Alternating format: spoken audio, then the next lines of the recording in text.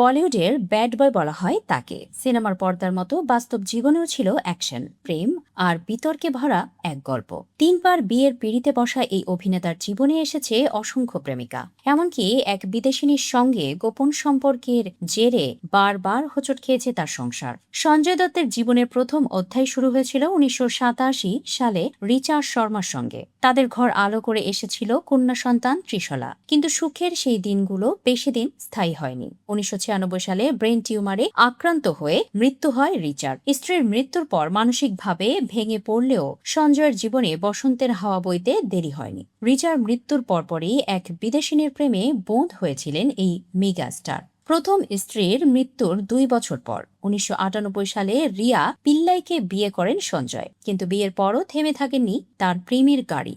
বলিউডের অলিতে গলিতে কান পাতলেই তখন শোনা যেত সুস্মিতা সেনের সঙ্গে তার ঘনিষ্ঠতার কথা। তবে সুস্মিতা ছাড়াও সঞ্জয়ের জীবনে তখন রাজত্ব করছিল নাদিয়া নামের এক রহস্যময়ী নারী। সঞ্জয় ও নাদিয়ার সম্পর্ক এতটাই জটিল ছিল যে নাদিয়াকে না জানিয়ে শুটিংয়ে বিদেশে পাড়ি দিয়েছিলেন অভিনেতা। 2022 সালে কাঁটে ছবির শুটিংয়ের জন্য 1 সপ্তাহ আমেরিকায় ছিলেন সঞ্জয়, কিন্তু নাদিয়ার নজর এড়ানো ছিল তাই। অভিনেতার বিদেশে যাওয়ার খবর শুনে তিনিও পিছু পিছু পাড়ি জমান সুদূর আমেরিকায়। এমনকি সোজা শুটিং সেটে পৌঁছে গিয়ে সঞ্জয়কে রীতিমতো চমকে দিয়েছিলেন তিনি। তবে এই টানাপোড়েনের সম্পর্কটিও শেষ পর্যন্ত টেকেনি।